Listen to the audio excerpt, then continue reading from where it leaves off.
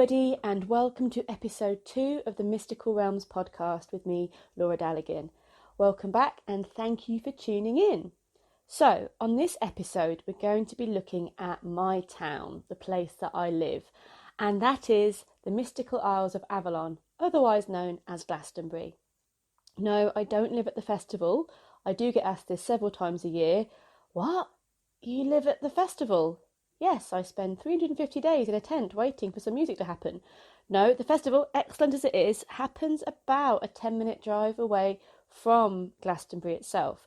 The festival is held in a village called Pilton. It used to be called, in its early days, the Pilton Pop Festival. And so Worthy Farm, where the festival is held, is not in Glastonbury itself, though from the tour, which we will talk about in a minute, you can see quite a lot of what goes on at the festival. So, if you are familiar with the town of Glastonbury, it will need no introduction, but I'm going to introduce it anyway. Glastonbury is a place that you're not going to forget in a hurry. It's a very small town, not much more than a glorified village really, and it has a very village atmosphere. So we have a town hall, we have pubs, and we have shops and high streets, but it is a very cosy place really, is what I'd like to say. Most people know each other, and it has, the best thing I think about Glastonbury in the community spirit is it has retained that innocence of a community spirit. So that's quite rare, I think, in modern days. But of course that is a blessing and a curse as well. But Glastonbury is an amazing place and I wouldn't have it any other way. But if you visit Glastonbury nowadays, you'll be, of course, welcomed by the tour, which, as I mentioned, we'll talk about in just a second. You'll see the Abbey on the high street, and you'll see a plethora of magical shops. You will be overwhelmed by the amount of crystals you could ever dream of buying, and the incense wafting on the breeze. The shops in Glastonbury are beautiful, unique and amazing, and you can't get a pair of pants to save your life. Actually, I think there has been a pant shop. I did see something about there was a shop where you could buy underwear now. It's been the joke for while I've been living here that you can maybe get the wing of a crow. You could possibly go and buy a spell to, I don't know, make everything in the world happen that you want it to. But buying a pair of leggings is, a plain black pair of leggings and a bra can be quite an issue.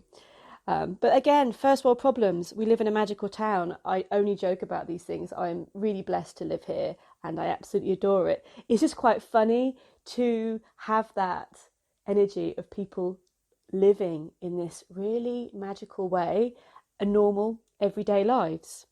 Well, I say normal. I mean, normal for Glastonbury is a great blog, and it's also a saying, normal for Glastonbury isn't normal for many other places. Anyway, so when you visit now, you'll be really, hopefully, enjoying the atmosphere, the friendly people, the crazy buskers, the fact that if you come on certain days of the year, you're going to get dragons, basically, big, massive dragons wandering down the streets. Okay, that's people dressed as dragons, but still, you're going to get parades with drums and antlered people, and that's just me. And you're going to get that sense of the wild celebrations of Britain and maybe a little bit of a taste of how they once were. But you're also going to get the mixture of spiritual paths and religions from all over the world. So we have such a varied faith in Glastonbury. There's so many different faiths that kind of gather here, and for the most part I think we all get on quite well. So Glastonbury is a place where different beliefs, different myths, different spiritual backgrounds meet, and I think it has always been that way. So before I take you back into the misty realms of time, what I've noticed of sometimes when people visit Glastonbury, it is a town, it has shops, it has coffee shops, and people often come to Glastonbury, and I like the coffee shops and I'm glad it has all these things. It's a beautiful thing. But I also, side note, there's no chain coffee shops on the high street, and that's brilliant. There's no chain shops at all on the high street. The only chain we have is a shop called Crystals, where there's a few of them in the West Country. That's hardly Starbucks. Not that I mind Starbucks, but you know what I mean. So everything on the high street is a shop that is a small business, basically. It's a personal business. We're not getting these big companies and the big chains. And I think that's really, really beautiful to keep Glastonbury unique and to give it, it isn't a place where a big brand and a big chain would fit nicely. Glastonbury is quirky. Glastonbury is a different place, and yeah, you can go to other places. You can go to Street for, which is also great. I love Street too. You can go to the village down the road, the town down the road, and get all of the chains you want. But you can shop in Glastonbury to your heart's content. But it's all going to be supporting small heart-centered businesses for the whole. So that's really, really nice. Anyway, what I was saying was when people visit Glastonbury and they hear the myths, they hear the stories, and they're often expecting something magical. Or maybe they're cynical and they're not expecting something magical.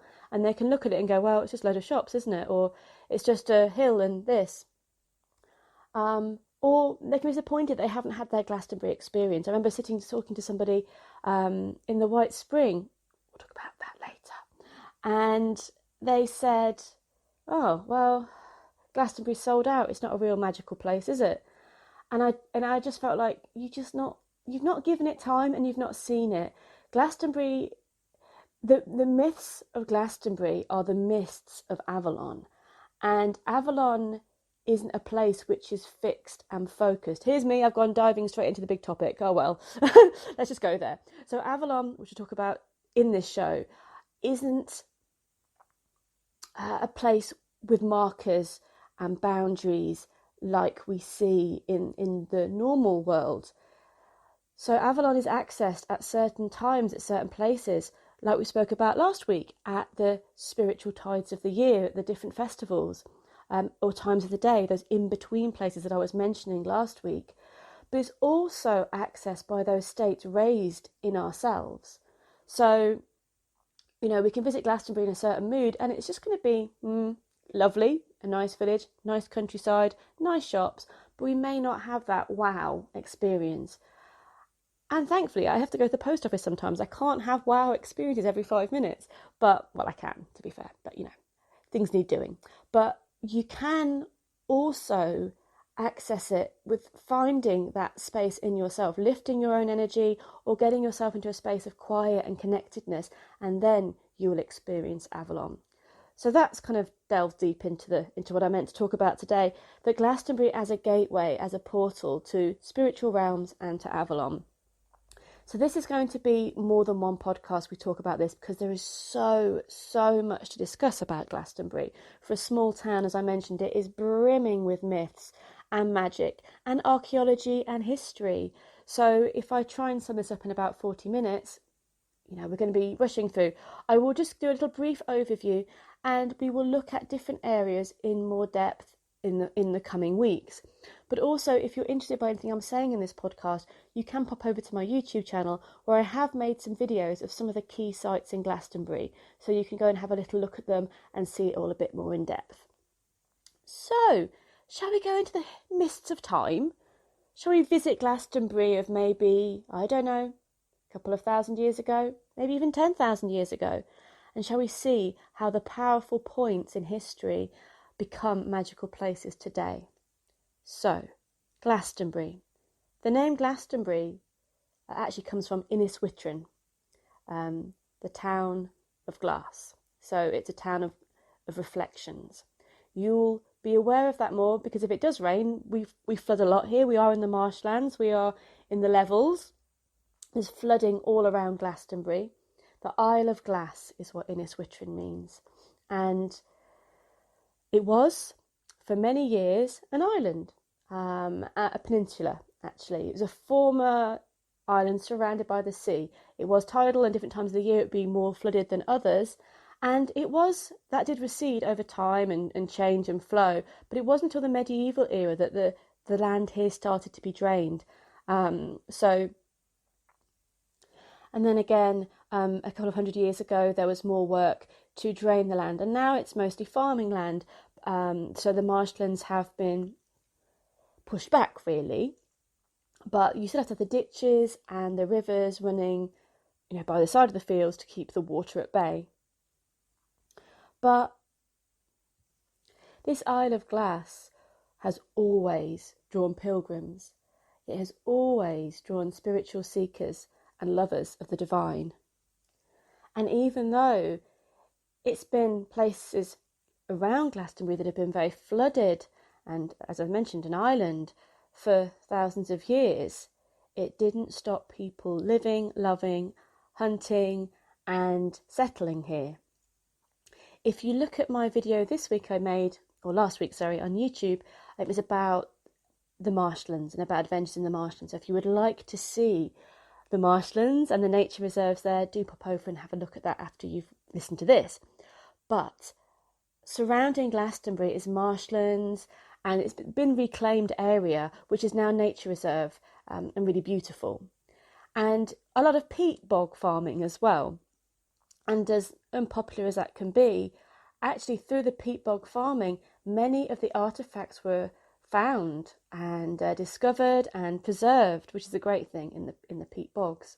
So there's trackways that have been found, megalithic, neolithic trackways that went across the marshes, that went across the wetlands and connected islands to each other.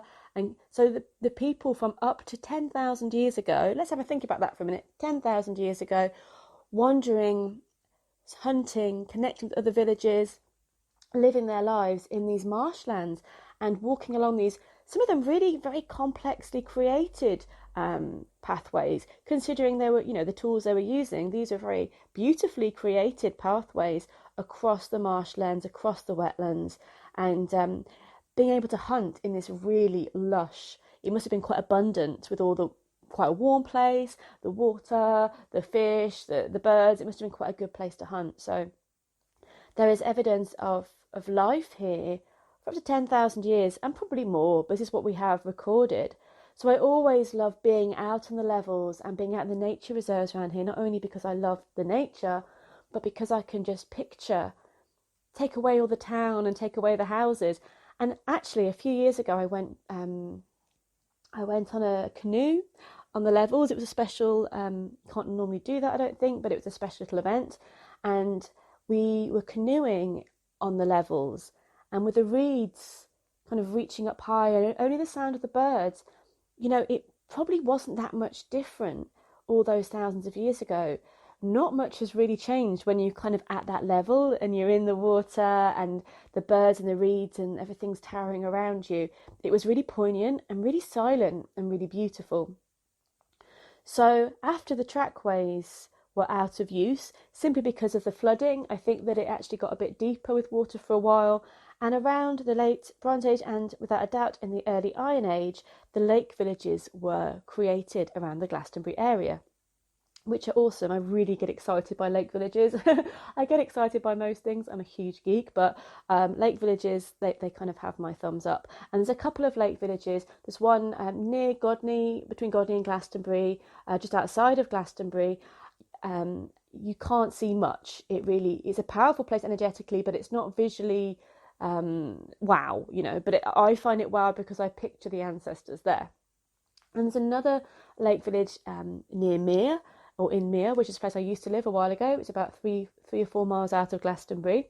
And that apparently was meant to have been, from archaeology and their finds, was more of a place to meet, more of a social, maybe even market, maybe a kind of a more temporary or seasonal village. So that's quite fun. Fun if you're a geek like me. So. And in the Lake Village Museum in Glastonbury, you can see the remains of a boat that would have carried people, the road to each other. Yes, the trackways went out, the boats came in because of the flooding. So the lake villages were villages sort of reinforced and built on stilts of islands. So it wasn't so much that the houses themselves were built on stilts, but the whole island was kind of raised, and the stilts around the island. Really, I'd love to time travel and go and see them. But yeah, I digress. People have been living here and settling here for a very, very long time. And so what are the spiritual aspects of this? What can we know about how people have worshipped here over the years? Well, if we look at the Tor, let's go straight there, shall we? Should we go to the Tor? The Tor is probably the reason why Glastonbury not only is famous now, but why people were drawn here initially. It is a natural hill that has been carved by mankind over the centuries, and in the flats of the levels it carves out quite a powerful, striking and mystical picture. We are often very misty around here, and the sight of the Tor rising out of the mist of the dawn or the dusk is something to behold. No matter how many times I see the Tor, each time I approach it from a different angle, in a different light, it really often takes my breath away. It's magical in the fact that it can be seen from miles and miles away. I drive from Bristol and you come through the Mendip Hills, and when you see the Tor, and you're still quite a way away, it is absolutely stunning, and you get a huge vista of how it would have looked like with the floods around and this beautiful Tor kind of reaching out.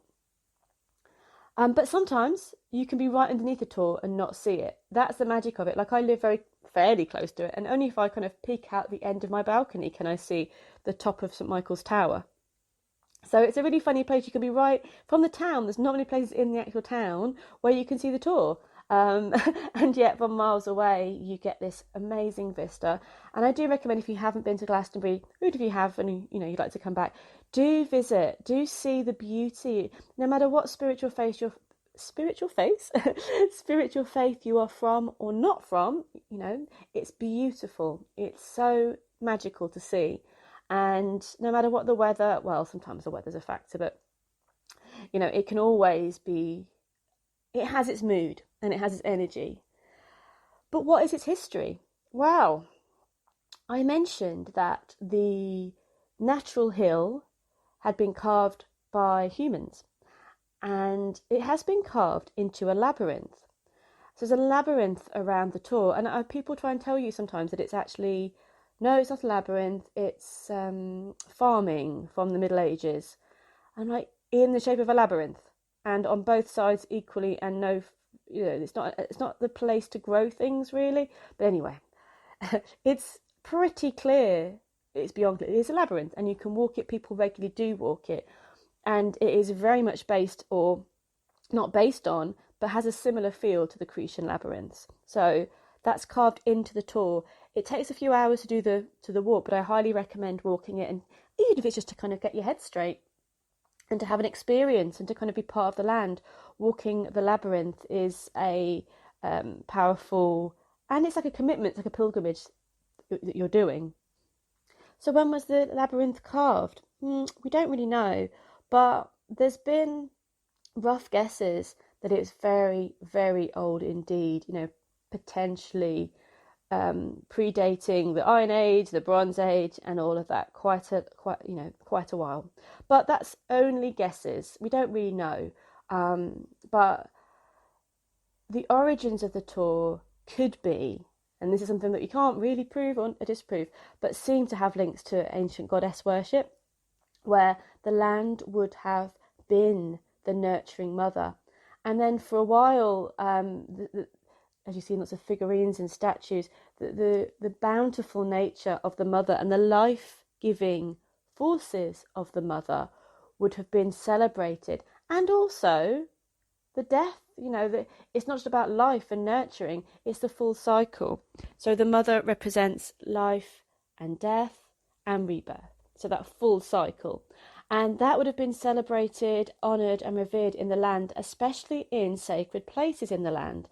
And the Tor is no doubt a sacred place, and the land around the Tor, the land in the whole area of Glastonbury, is filled with magic and ceremonial pathways and potentially zodiacs in the land. So there is so much here. Again, I am going to just skim over in this episode. We will go deeper into different myths, because I can feel I'm going on already, as per normal. But the labyrinth is carved in to help us go through our initiations, to help us go through our own understandings. It may have been used as an initiation pathway or a way to connect with the Great Mother of the Earth. So it's likely that the original energy of the Tor was a celebration of the Great Mother. Also because springing from the base of the Tor are two sacred wells, 2 sacred springs, which I'm going to come back to after I've discussed the Tor a little bit more. So this life-giving energy coming from the Tor, and it's a gateway between the worlds as well. Somerset, Summerlands, the place where you go to when you die. For me, it feels Somerset, Summerlands. There is an energy here of this being that in between place that, you know, in a lot of the elf myths, and Tolkien said that the elves go to the west. Well, we're in the west here, and the Summerlands, where the soul lives immortal. Glastonbury and Wales have gateways to Anun, the underworld, the fairy world, the other world. So I feel like this is a gateway to another plane, whether that be after death or another level of existence or another level of understanding. We can take all these things as really journeys of the soul and journeys of the spirit and journeys of our own understanding as well, psychology. So the other world, the deep places, that's what they are, the places of the deep, not only literally in the earth, but very much of ourselves as well. So that's what we learn in these powerful places. So the Tor is a gateway to the other world. So as well as being, you know, a depiction of the great goddess in the earth, she's also become a place where the Druids of the Celts seemed to have, and I'm sure did, let's just say they did. I mean, archaeologically and historically we can say seemed to have, but personally I say this is a place where the Celts and the Druids had their initiation temples and rites and ceremonies. Yeah, let's just say it. Priests and the priestesses here would have gone through the pathways and the initiation processes that's in the local area as well, because of there's so much to say. I don't even know where to start. Because of the processional passage of oaks that went from Gog and Magog, who we'll talk about another time, I don't think I've got time for it all today, that came up until around the 1900s when they were cut down to make farming. I mean, I understand farming is important, but these are ancient oaks. Like Gog and Magog are very, very, very, very, very, very, very old indeed. And these oaks would have carved a line from just outside of the sort of the sacred Glastonbury Tor area to the Tor, and that's the most spectacular views there as well. So there's processional ways to the Tor for ceremonies, for initiations, for whatever was going on, and it was a place where the Druids and the Celts had a ceremonial space. Potentially there were stone circles around, potentially there was lots of other things in the area as well. They aren't here anymore. What is here is St Michael's Tor, St Michael's Chapel, St Michael's Tower, that's what we'll say. There has been chapels there, there's been hermitages there, they've not lasted. In fact, there's been earthquakes that's kind of shaken them down, but the tower is there. There's a little tower, so what you see on the top of the Tor now hasn't always been there. It's a tower dedicated to St Michael, an Archangel Michael. So that's lovely as well, it's very beautiful. So we have the Tor being shifted by the people that settle here. As is the case, when one spiritual tradition takes over from another, they seem to wipe out histories of the rest. And it may not happen immediately, but over time it does happen. And that is the nature, I guess, of being converted to something. In the end, it wipes out what was there before. So, and then every tradition that comes in says they're the right one, and it can be quite exhausting. What I do like about Glastonbury, as I mentioned before, is as a whole, everyone gets on. You know, it's a place where lots of different spiritual traditions can meet and just chill and be. And, you know, not claiming Glastonbury as purely their own, but a place where their myth, their spirit works, meets, is born. And it's okay if somebody else sees something different. That's absolutely fine. So the Tor's had plenty of different names, you know, because it's been seen as this gateway to the other world. And as mentioned, in Yswitrin, the Isle of Glass, the Tor has been called the Glass Hill or the Glass Castle. And that is a link to the fairy realm, that the glass castles were the fairy castles. And so the Tor has been called Glass Hill, the Glass Castle, the Fairies Castle, the Spiral Castle. So that's always a link to Gwyn ap Nudd and the fairies. I'm going to talk about that another time. I'm just getting far too excited, and I do want to keep the episodes to a manageable amount. and also not talk about all the things in one go. We will look at Gwyn ap Nudd, the fairies, and the different aspects of the tour another week, and I'm really excited about all of that. So we'll go into that another time. But it's been called a Magic Mountain. It's been called the Grail Castle. Yeah, there's a lot of Arthurian links here as well, guys. If you love your Arthurian legend, this surely is a place to come. So King Arthur is linked here. King Arthur and Queen Guinevere's grave is in the Abbey. We'll talk about that later. But as well as King Arthur and Guinevere, Gwyn ap Nudd, and myriad of mythological characters and energies and fairies that basically weave the tapestry that is Glastonbury. We also have a very Christian centre in Glastonbury as well. Joseph of Arimathea was reportedly, I guess allegedly, here. Mary Magdalene also is rumoured to have visited Glastonbury. And, of course, the big J, Jesus was also meant to have visited here as well. There are stories of all of these three visiting here. The strongest story, I'll talk about the Jesus one for a second, because Glastonbury has always been a centre for spirituality. It was a place where mystery schools and spirituality has always met. So the fact there would be a Jesus link here, or that he travelled in those missing years of the Bible and came to Glastonbury, is quite cool, so he was meant to have come here as well. Joseph of Arimathea, though, he has a strong myth of having come here, and that leads us to Wiriel Hill. So Wiriel Hill, which is a very painful bone of contention for us in the town at the moment, because the Holy Thorn there has been well and truly not only vandalised but destroyed. And this has been absolutely heartbreaking for people. Like, it's been vandalised several times and basically just left as a stump. But then this past week, someone totally chopped it up and rolled it down the hill, and somebody found it and put it back up. It is terrible. It's like the desecration of something sacred for everybody, as well as a beautiful part of nature. But I'll explain what it is, shall I? Yeah, Wiriel Hill is a kind of a dragony shaped hill, or a fish shaped hill, or a swan shaped hill, depending on how you see it, in Glastonbury.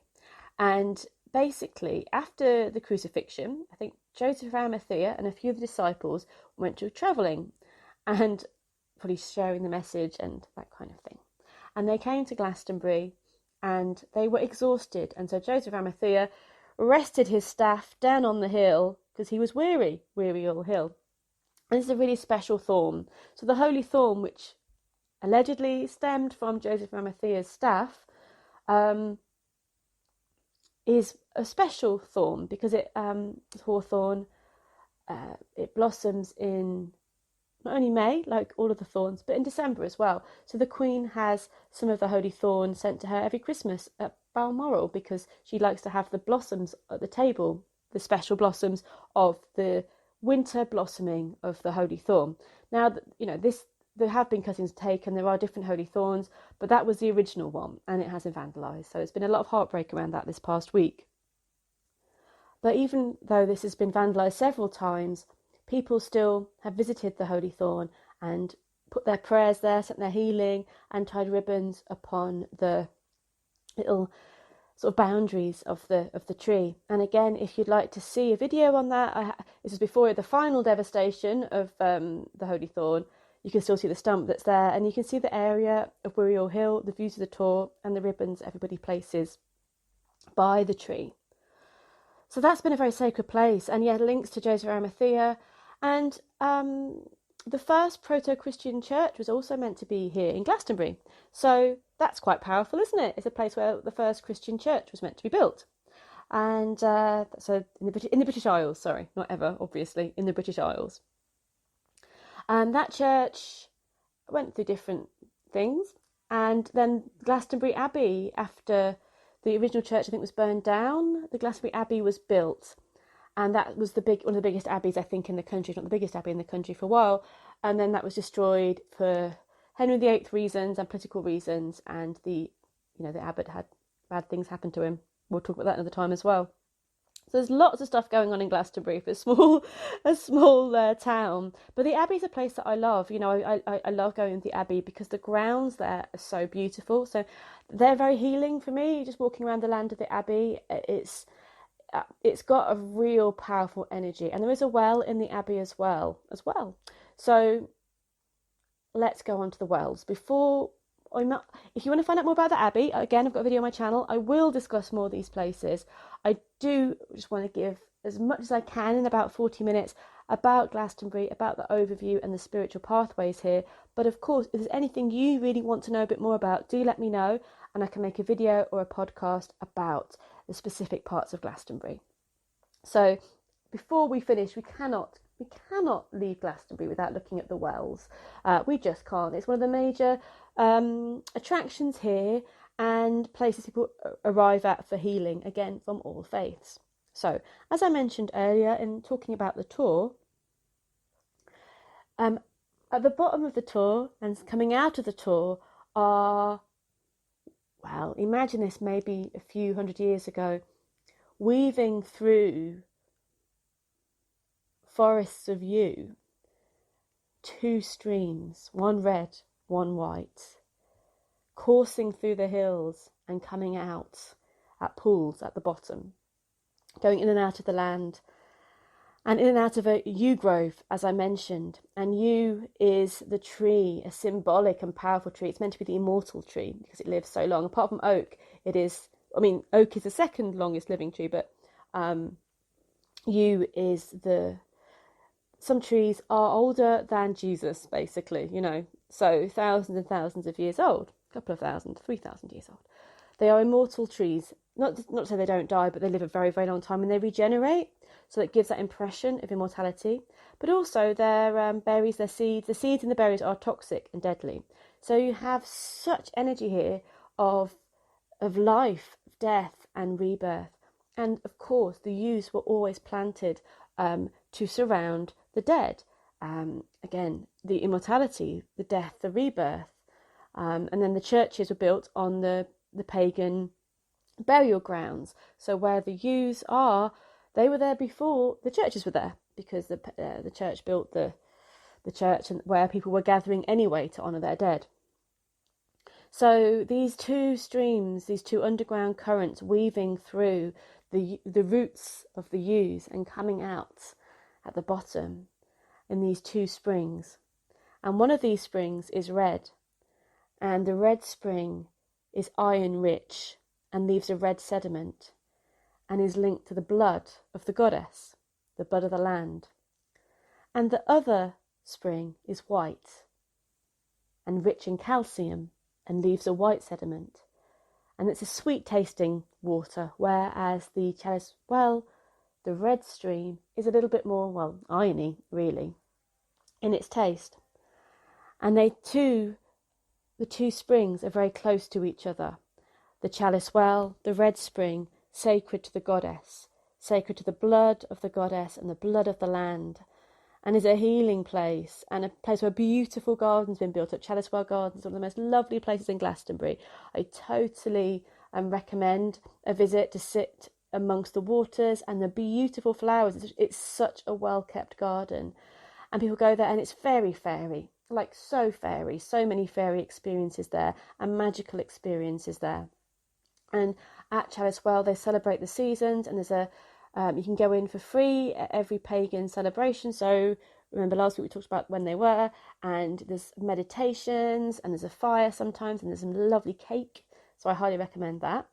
And then on the opposite side of the road is the White Spring, and in the White Spring, well, basically the White Spring would have been used as the water supply, as a pump house. The building of the White Springs, the building that surrounds it, is a Victorian pump house, but it has been changed and converted into a temple. I think it's a Marmite place. You either love it or hate it. Most people love it. I absolutely love it. But some people kind of find it, oh no, I don't like it in there. It's dark in there. It's lit by candles. It's exceptionally atmospheric. As, for an old pump house, a well house, what they've done to the inside has kind of really brought it to this amazing earthy temple. It's very changeable in there. The energy of the White Spring is very different to the energy of the Red Spring, the Chalice Well. The white spring has an extremely underworld energy. It is the energy of the god, of the white. We've got the blood of the goddess and we've got the semen of the god. Like, if we're being honest about it, it's the divine masculine. And in this case, it backs on, the well house backs on to the Tor. So it literally is a gateway to Anun. It's a gateway to the underworld, the other world. And I feel that so, so strongly. If you do go into the White Spring, there's a horned god temple at the back, a little altar. It's not, and the wall there backs on to the Tor. And I always put my back against it. And the visions you get and the feeling and the sensation, the power you get of going deep into those places is absolutely amazing. So, yeah, and it's sacred to Bridget as well. There's a temple to Bridget in there as well. We've got more Bridget things we could talk about. That'll be for another time. Bridget in Glastonbury will be another podcast. So much to talk about, guys. But the White Spring is a powerful place. There's a temple. I say a temple. There's an altar to the horned god, an altar to Bridget and Bridie, and an altar to the Black Madonna. For me, this is a place of the sacred masculine. For me, this is a place of the deep and the dark, and not in a bad way. Can I just say, for one reason, this is nothing about badness. This is about the depths of us, our souls, the journeys we go on, and into the night. Gwyn ap Neath will be another podcast as well, but this is very much his place for me, and people always see it differently. And that's fabulous. But for me, that's what I feel when I'm in there. The great thing about the White Spring and it being a Victorian kind of pump house is that it has amazing acoustics. Like, singing in there and using instruments in there is absolutely mesmerising and so sacred most of the time. Warning, people do go naked in there. So if you are visiting there, people do often go naked in there. So you may see things you never dreamed of seeing. So I think that's where I want to leave. I'm saying you may see things you never dreamed of seeing. What a great place to wrap up this story about Glastonbury, as it could well be just I think that should probably be on the sign as you come into town. You may see things you never dreamed of seeing. Glastonbury is not always what it seems. It is a place between the worlds. It's a mildly functioning town with a warm bunch of people that live here. It's an amazing group of people that live here. As a whole, it's just a really wonderful community, as much as it can be with people, and I really treasure that part of Glastonbury, that I really treasure that, it's an innocence and a power of that community. And also this guarding the folklore here, guarding the myth, guarding the magic. And that's what people do here. We kind of hold it a little bit. And when people visit, I really hope they get that sense of that ever-growing story of myth and magic in the mystical realms. So, thank you for listening, guys. I really hope you enjoyed it. I hope I didn't gabble on too much. I know I have a tendency to, but we will talk more about this if this interests you another week. And I really hope you have a great day, a great week, and thank you for tuning in to me, and I'll see you next time. Take care. Bye.